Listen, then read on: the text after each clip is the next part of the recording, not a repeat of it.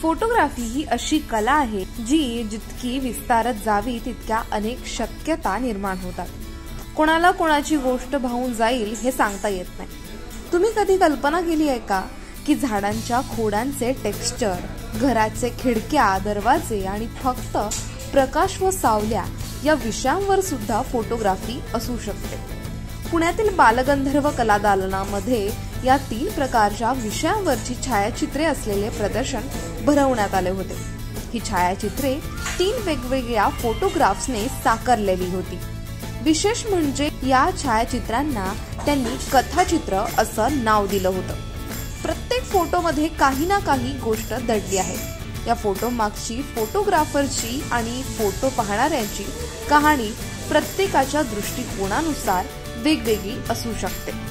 जाणून घेऊयाच याच कथाचित्राबद्दल। नमस्कार, मी संवाद सावल्यातमधनं मांडतोय। खरं तर आपला संवाद जो असतो किंवा जी एखादा फोटो असतो तो समोरच्याशी किंवा जो बघणारा असतो किंवा मी काढणारा ह्याला काहीतरी सांगायचं असतं किंवा काहीतरी बघणारा ऐकत असतो।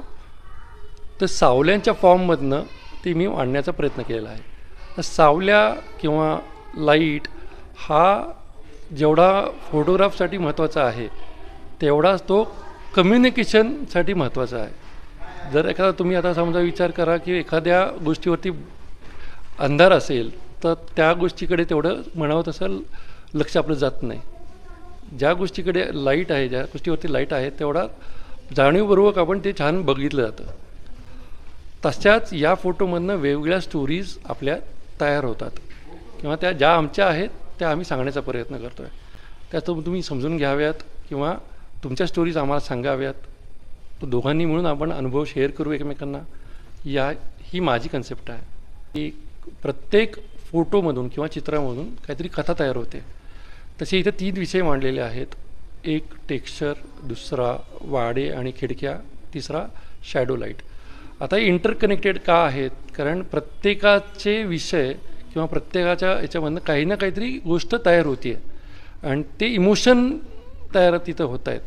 ते इमोशन्स किंवा ती स्टोरी प्रत्येक इमेजमधनं कनेक्टेड आहे, म्हणून कथाचित्र असं आम्ही नाव दिलेलं आहे। नमस्कार, माझं नाव सौरभ बुचके। दारं आणि खिडक्या मला नेहमी म्हणजे मांडण्याचा प्रयत्न केला आहे आणि फिरायला गेलो, भटकंतीला गेलो की मला ती माझ्याकडे मला आकर्षित करतात स्वतःकडे की ये आणि बघ माझ्याकडे किती, माझ्या आतमध्ये किती काय काय लपलं आहे।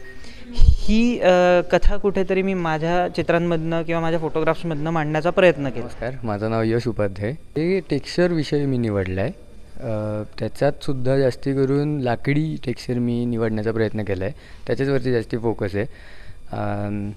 आणि अजून सांगायचं झालं तर हा खरं तर माझा आवडीचा फोटो आहे। याला मी मनातली आडी म्हणतो, कारण समजा हा निळा रंग आपण इमोशन्स धरले तर ह्या एका आडीमुळे बऱ्याच गोष्टी आपण स्वतःत दाबून ठेवतो, सांगत नाही कोणालाच, किंवा ज्या माणसाला सांगायला पाहिजेत त्याला तर अजिबातच सांगत नाहीत।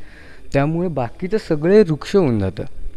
त्यामुळे ह्याचा सगळा आपल्यालाच त्रास होतो असं मला त्यातनं सांगायचं आहे। तर मी ॲब्स्ट्रॅक्टचा विचार करून किंवा त्याच्यात मला काम करायचं आहे म्हणून मी तो निवडला विषय।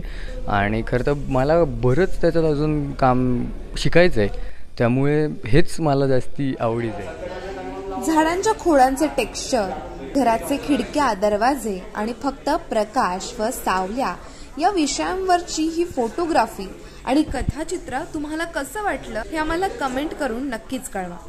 पुण्याहून प्रियांका माळी, न्यूज 18 मराठी।